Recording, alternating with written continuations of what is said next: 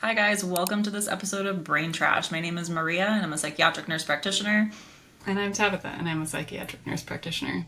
And we are here to talk about all of the things that we hate about psychiatry, that we love about psychiatry, and that the field should change because it's awful and full of capitalism and the world is awful and on fire.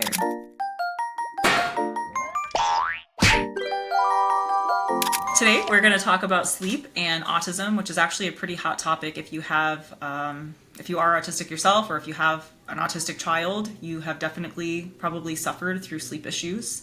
So there's a lot of science behind this that we're going to go over, and some clinical examples, and then some options for like things that can help or like don't help. So I will say, like, I have my oldest daughter who has autism, and she woke up every 45 minutes for the first like 2 years of her life. Every single 45 minutes she was awake.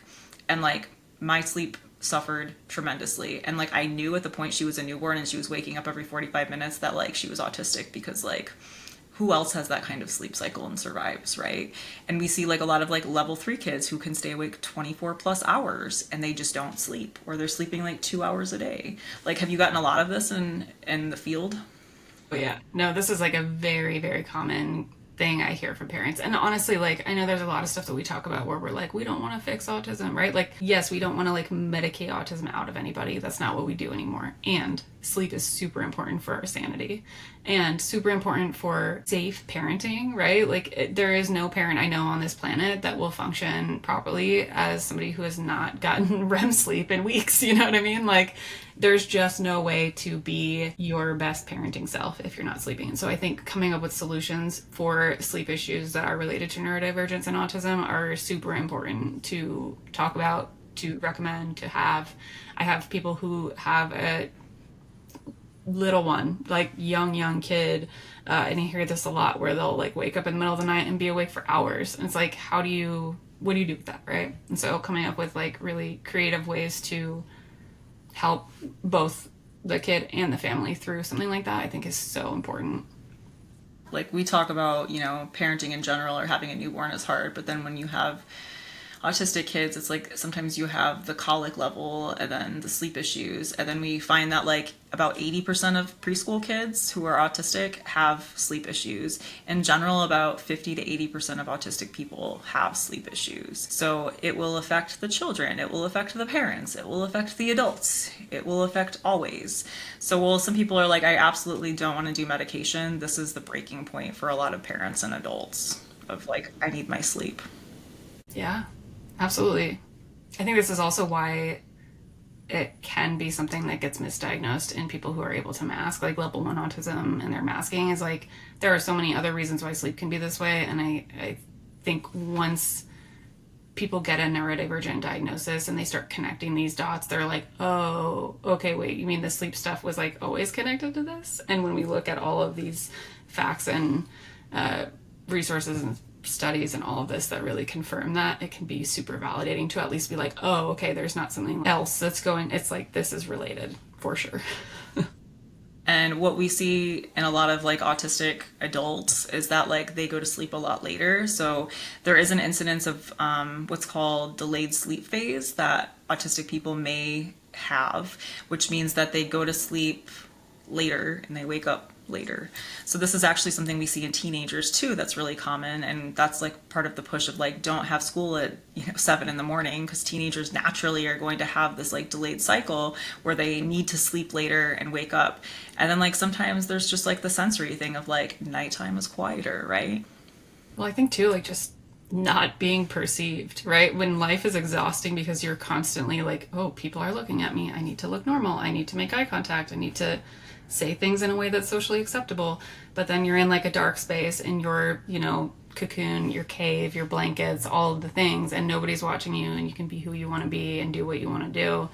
I always like call this leaning into the neurodivergent urge to rebel against the construct of time. Like, that is something I say very frequently, because like the knowing glance and laughs that I get back from people who are neurodivergent and struggle with this, it's like, I know with every ounce of my body, like I need to go to bed, and there's just this piece in me that's like, but no, I really like am just reveling in this feeling right now of not feeling judged, perceived, wrong, any of that. And so I'm just going to give it a few more minutes, I can actually relax and function, and I don't need that.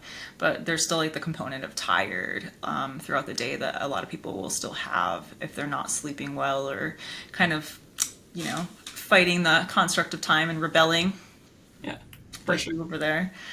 But there's also a lot of like physiological things too that have roots for autistic folks, and like why they're not able to sleep. So we know that like melatonin is something that's really implicated in it. So this is like the hormone that affects sleep and kind of like the wake cycle. So what happens with melatonin is like in the morning you are exposed to bright light, and that's something that starts to like regulate your cycle. And then like as the sun goes down, you start to create melatonin, and melatonin helps you go to sleep. So like it starts as the sun sets. But we know that like there are genetic mutations in some autistic people that they're not able to create the same output of melatonin that neurotypical people are able to create.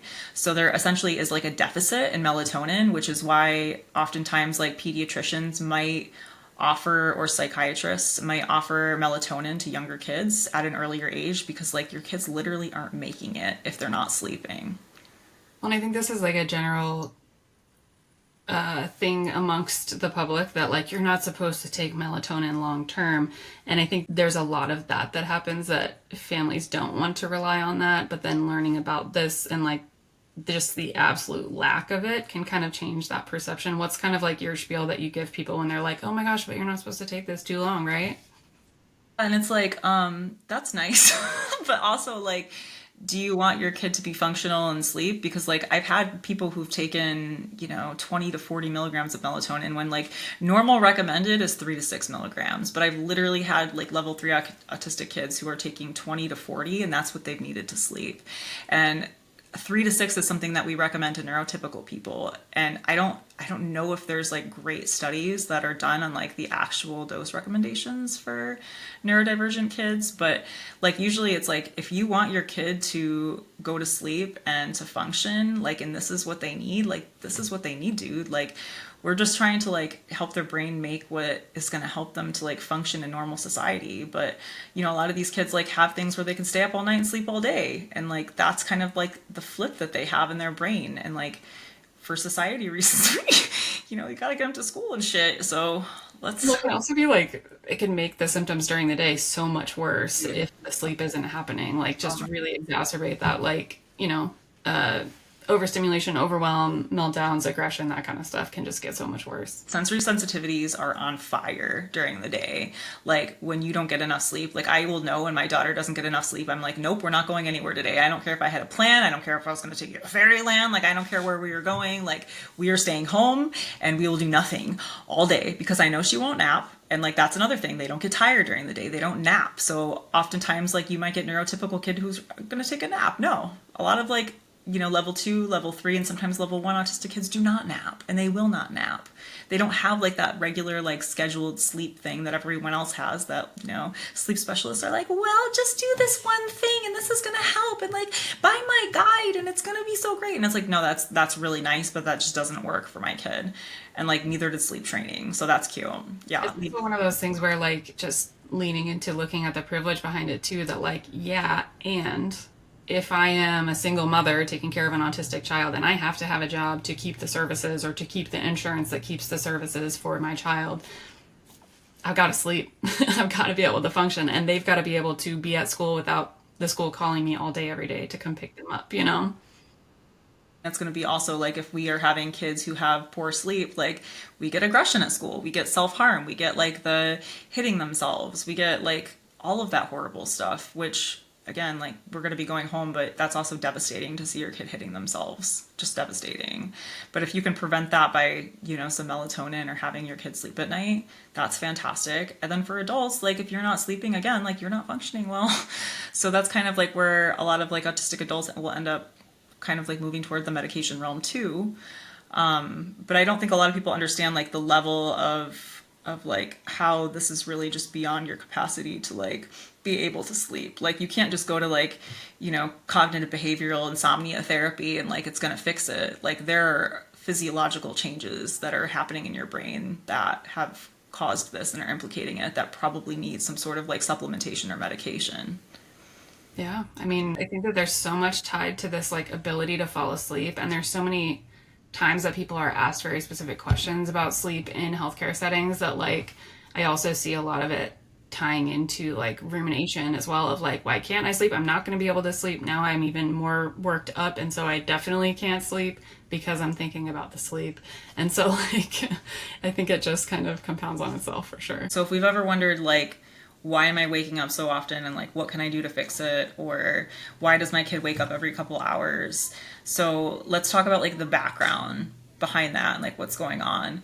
So sleep architecture is kind of like the I want to say like the overarching thing, and then I'm saying arch twice and I think that's weird, but anyways, so like it's called sleep architecture, where we're kind of looking at like how does sleep structure itself in a way that helps us to feel rested.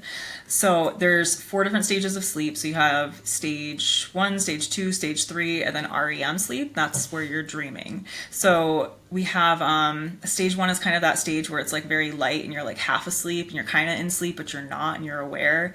And then you move into stage 2, which is like a little bit more into sleep, but it's really easy to wake you up if somebody were to come by and make a noise.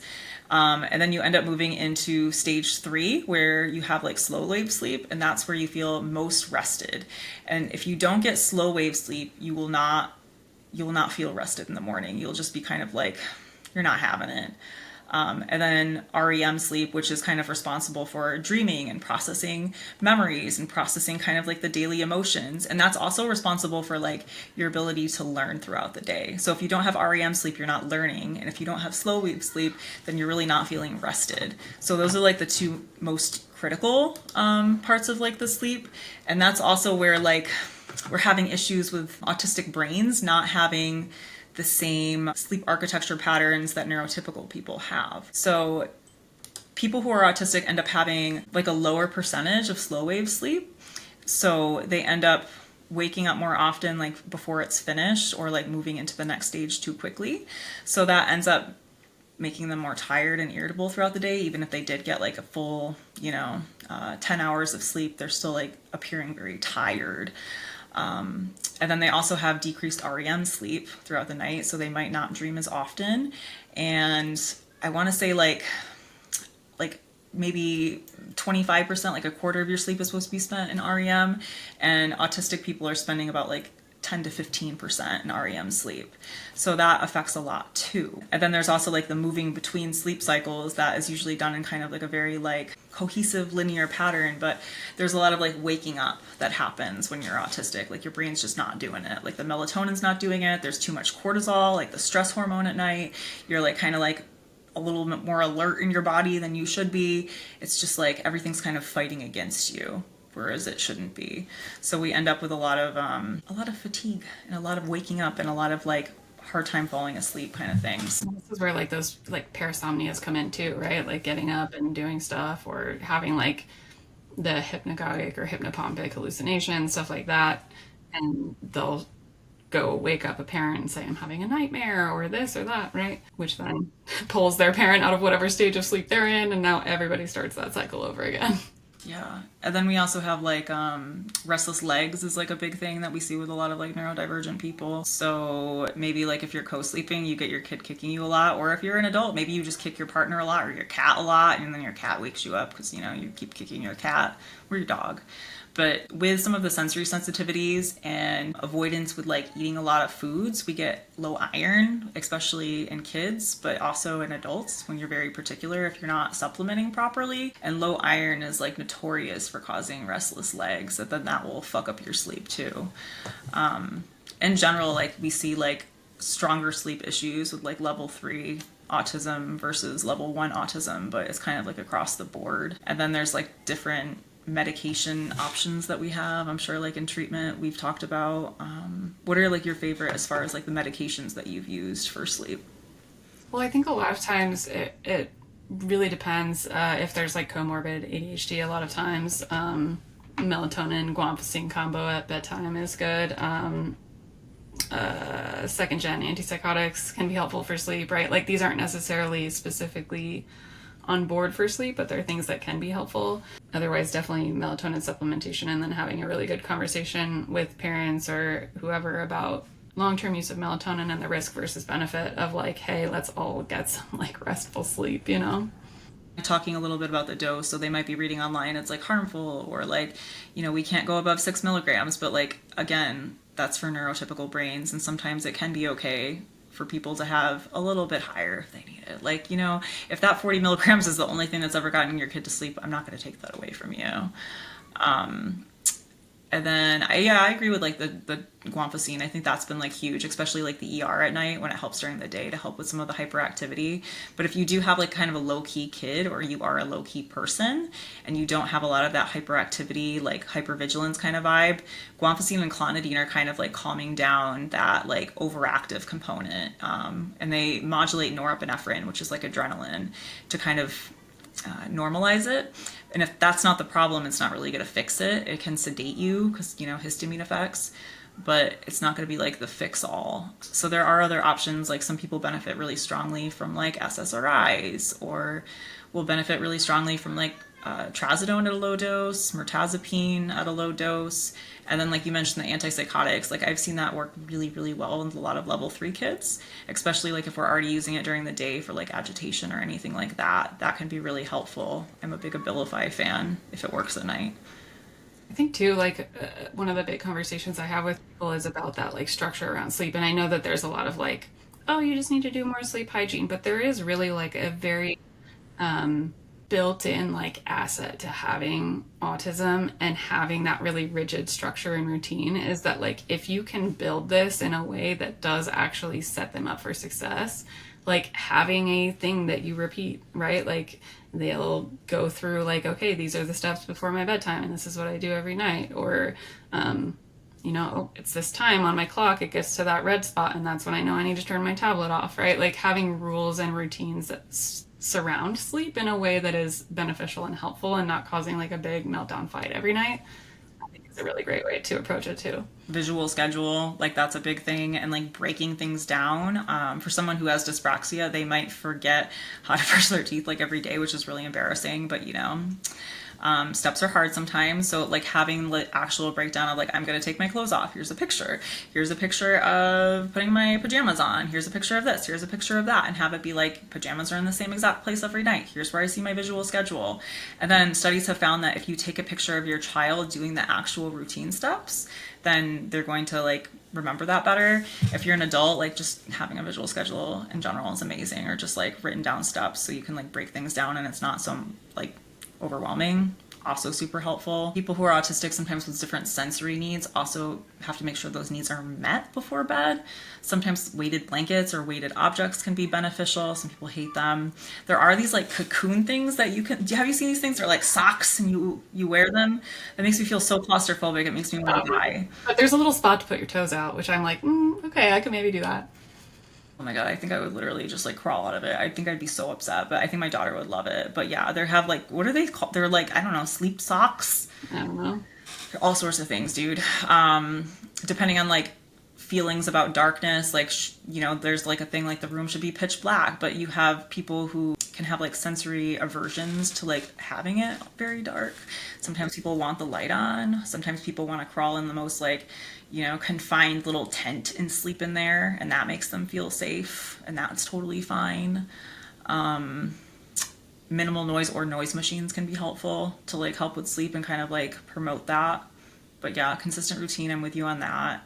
I think like another thing I say a lot is like treating your body like a house plant. Like you gotta have water and sunlight, right? Like these are things that like you need to be outside, getting some fresh air, movement, all of that. Doesn't mean it has to be anything like super crazy or structured, but just something where you're getting these circadian rhythm needs met as well in some way. Light therapy is something that's actually really recommended for like specifically level 1. It's really beneficial, and it's been found to be beneficial in where like even if you have the little happy light lamp thingy and you have that on your desk, but it has to be like first thing in the morning you get exposure to light. So like I need to go outside for like 20 minutes, and you don't like, just as an FYI, because taking things literally, we don't need to like put your eyes to the sun. Like you don't have to do that. It can just be kind of like, you know, you're just walking, you just look straight ahead, just do your normal thing outside. The sun will come and it will be absorbed, and like it'll help your brain. Like the skin from sun exposure as well. So yeah. So I mean, like sun exposure is really important, and then like kind of like expose your body to the fact that it's getting dark out. You know, don't keep like a ton of bright lights on 24/7, and then be like, okay, let's turn off the TV, and then it's dark, and you know that's really confusing for your brain. Sensory things. So like this is where OT could be really important. That was the big thing I wanted to say. Like if you don't get your sensory needs for like proprioceptive or vestibular needs met by bedtime, you will have like hyperactive children, or like you will feel really hyperactive and restless. You'll be like, I need to like push my legs against the wall, and I feel like I need a stimuli, and I feel like just like really like, you know, out of my body right now. So making sure you have like a sensory diet during the day where you're having your sensory needs met, like whatever that is. And you can work with an occupational therapist to kind of figure that out and have a sensory diet, whether it's like I need to like do some sort of exercise earlier in the day, or I need to jump, or I need to like, I don't know. There's a million different things. Personally, I just want to sit on the couch, but I guess that's like being an exhausted parent. My kids want to jump. They have their sensory diets. Anyways, but any other recommendations you can think of for sleep, or like favorite medications we didn't mention yet? I don't think so. I think a big part of it too is like normalizing this for people and teaching them that it is a big part of it can help take the stress out of it, because again, like sleep is such a, especially when we're talking about caring for kids with autism and sleep problems, like it's such a family experience, and there's so much that can get involved in terms of like just interpersonal, like getting upset, everybody's tired, everybody's overwhelmed, and then if parents are autistic too, it's like, we're all overstimulated and haven't rested. Like being able to just say like, this is a thing, and put a name and language to it for them, and say like, here's some things that have been helpful for other people, and start giving new ideas so that we can pull out of whatever the old routine is that's not been working, and start to create something that does work. In a perfect world, right, we'd just say like, sleep when you need to sleep, don't sleep when you don't need to sleep. That's not how our world is structured, and that's not how we can function, again, to keep the healthcare that we need, the jobs that feed ourselves and our kids. Like these are things that, even though yes, I would love to just be able to do whatever and sleep whenever my body feels like it, that's also not how this world is structured. Right, yeah. So remember, if you have patients, or if you are a parent, or if you're a person that struggles with sleep, like this is a physiological thing, and this is something that is in your brain. So you may have different types of helping professionals who might gaslight you into thinking like, oh, just try harder, or like, you know, get darker curtains, or like use your sleep hygiene, and like it could very likely be more than that. So if you're ever unsure, you can always get a sleep study, and that's a whole expensive thing on its own. But if you can't do that, you could definitely think about melatonin as a supplement, or talk to your provider about it. So yeah, sleep issues are a normal thing for people who are autistic. Definitely more common than spoken about. Is that something that you think that sleep specialists are well trained in terms of how it affects neurodivergent humans? No, I didn't think so, but I don't, but like maybe I'm being like naive to it, but then like I think like a lot of like the experience that I've seen with like other helping professionals is like they don't talk about it. And like I think I told you I bought like a sleep medicine textbook, and it's like it's this massive textbook that they use to train sleep medicine fellows or residents, or like whatever they use, but it was massive. And I read the whole thing, and I took notes on it, and I like really like inhaled it, and I don't remember that much on neurodivergence. I want to say there was maybe like 1 to 2 pages where there were a few subsets of like, you might see variations in like depression and autism and things like that, but it was nothing like crazy extensive. But if you look at the research for it, there's just like, there's so much stuff that's just not, I'm assuming that's not discussed as much when those professionals are like in school. So unless they probably like gaps, like the gap between psychiatry and sleep specialty is like, these people get lost in the gap because, you know, 6 months out you can get a sleep study, but they're probably just going to say like, yep, you're not sleeping great, but not give you the background info that you need to actually help. Or like sensory issues of having the actual things on your head, so they're not really going to be able to complete it. Or like, you know, well, they didn't sleep, so we can't do the sleep study because I don't know. So yeah, pediatricians and sleep doctors and psychiatrists, I think oftentimes just pass people back and forth without really understanding like the physiological, you know, concerns behind it. But this is something hopefully people can better educate themselves on to understand neurodivergence as it's getting more prominent, as it's becoming more of an epidemic. Thanks, RFK. We'll eradicate it soon. We'll eradicate it soon with that melatonin. Maybe that's the toxin. Maybe. Oh man. Okay, guys, thanks for tuning in. Leave a comment if you have suffered with your own sleep issues and you're autistic, or if you've had kids who've had sleep issues who are autistic, and let us know kind of what's worked for you. Hit follow, hit subscribe, share, and then tune in for our next episode. Thanks so much, guys.